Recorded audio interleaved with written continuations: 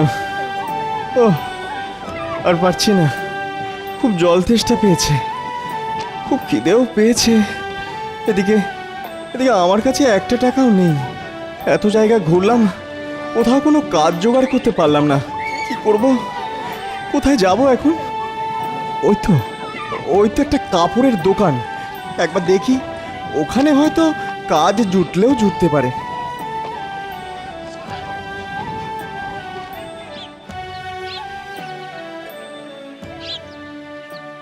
বলুন বলুন, কি দেখাবো? ভালো জামা, ভালো কাপড় আমার কাছে। না না, আমি কিছু কিনতে আসিনি। ও, কিনতে আসনি? তা কিসের জন্য আসা হয়েছে? আমি যে কোনো কাজ করতে পারি, মানে যে কোনো কাজ। আপনি কি আমাকে একটা চাকরি দিতে পারেন? না না না, কোনো কাজ নেই বাবু, ব্যবসা খুব মন্দা চলছে, আয় নেই। আমি কি খাবো? তোমাকেই বা কি দেবো? খুব খুব উপকার হতো। উপকার হতো? উপকার? আমার উপকার কে করে তার ঠিক নেই। না না, ক্ষমা করো ভাই, পারবো না।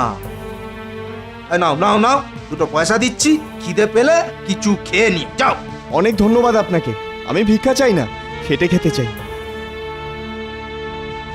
তাজ্জব ব্যাপার, হাতে কাজ নেই, ব্যাংকে পয়সা নেই, তাতেও ভিক্ষে নেবে না, যত সব।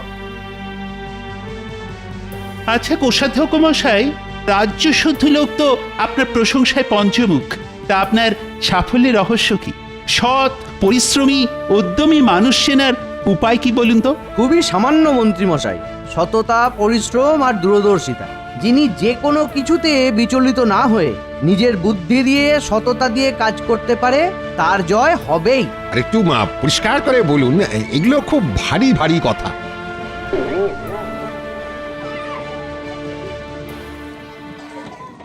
যে করতে পারে সেই মরা ইঁদুরটা দিয়েই লক্ষ টাকা উপার্জন করতে পারবে, আর যে তা দেখতে পায় না, তার কাছে ওটা শুধুই একটা মরা ইঁদুর।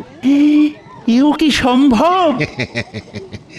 মরা ইঁদুর বেচে লক্ষ টাকা উপার্জন?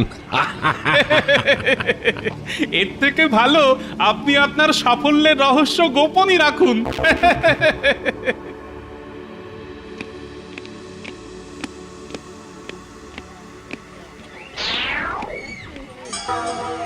একটা রাজ্যের কোষাধ্যক্ষ ভুল কথা বলতে পারেন কি? দেখি না ভাগ্যে কি আছে।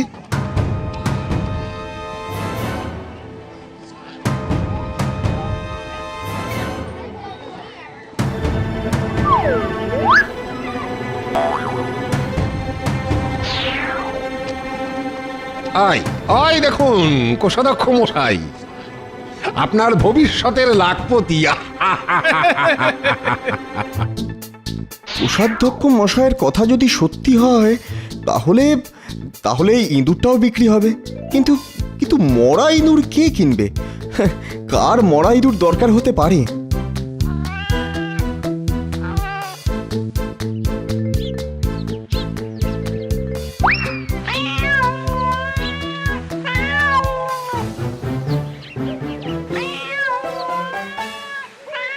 ও, এই ব্যাপার।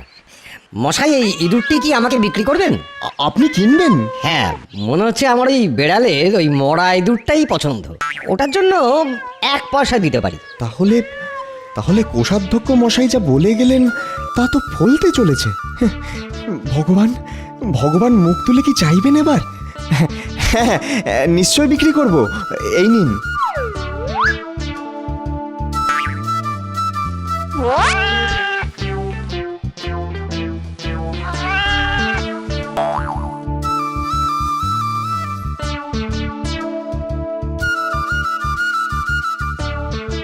একটু আগে অবধি আমার হাতে একটাও পয়সা ছিল না, এখন আমি একটি পয়সার মালিক।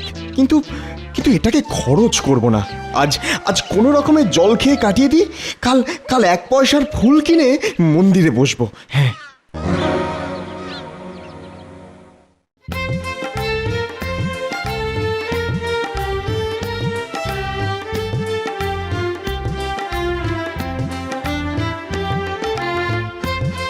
ফুলগুলো তাজা তো? আমি তাজা ফুল ছাড়া বেচবো কেন? আমি ঠকাই না।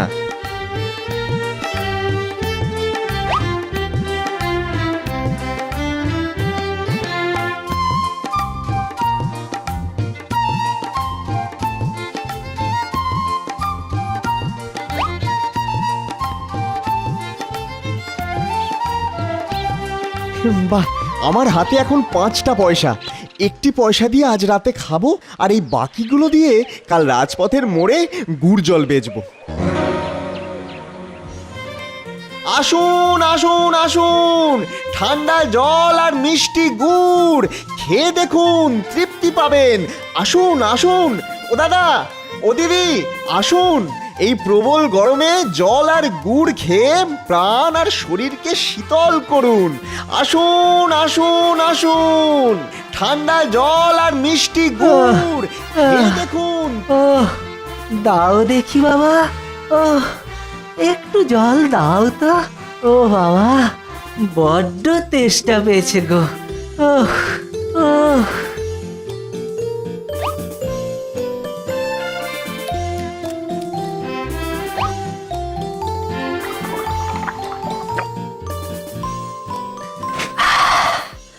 ও শান্তি।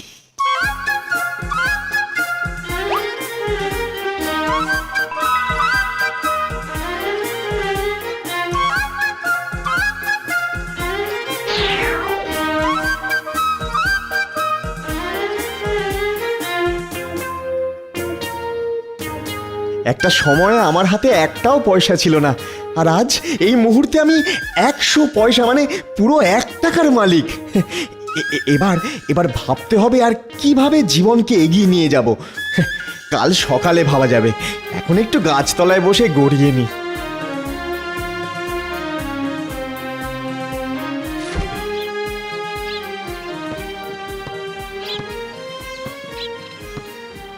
ইস, ওই চাষিদের কি কষ্ট। না না, ওদেরকে কিছুটা গুড় আর জল খাইয়ে আসি, যাই।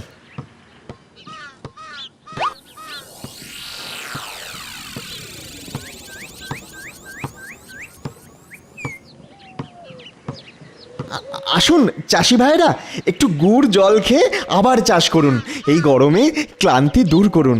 আসুন।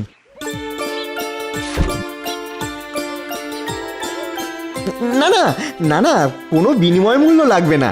আপনারা চাষ করেন বলেই তো আমরা খেতে পাই। এটা এটা আমার আপনাদের প্রতি দক্ষিণা। দয়া করে আমাকে সেবা করার সুযোগ দিন। তুমি কে গো বাবা? কে?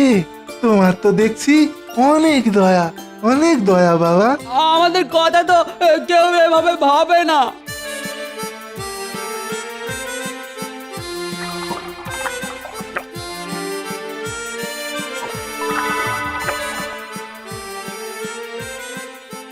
মঙ্গল হোক তোমার বাবা, তোমার মঙ্গল হোক।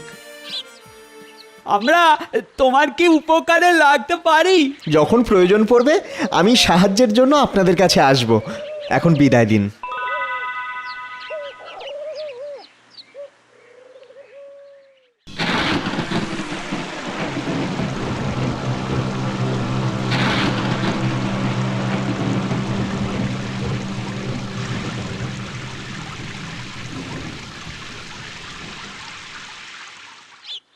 একটা মরা ইঁদুর আমাকে পয়সা যখন দিতে পারে, তাহলে তাহলে এতগুলো ঝড়ে উপড়ানো গাছ আমাকে আমাকে আরও কিছু দিতে পারে।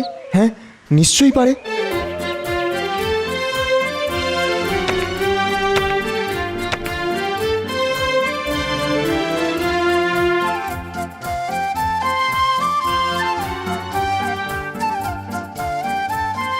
যেভাবেই হোক বিকেলের মধ্যে এই হাঁড়িগুলো রাজবাড়িতে পাঠাতে হবে, কিন্তু আরো বেশি আগুন করতে গেলে তো আরো বেশি কাঠ লাগবে। এখন কাঠ কোথায় যে পাই? কুঁয়োর ভাই, আমি তোমার জন্য শুকনো কাঠ এনেছি, লাগবে নাকি? বাবারে, এত কাঠ! ও ভগবান তোমাকে পাঠিয়েছে ভাই, খুব ভালো হলো। সব কাঠ আমায় দাও, আমি তোমাকে 100 টাকা দেব।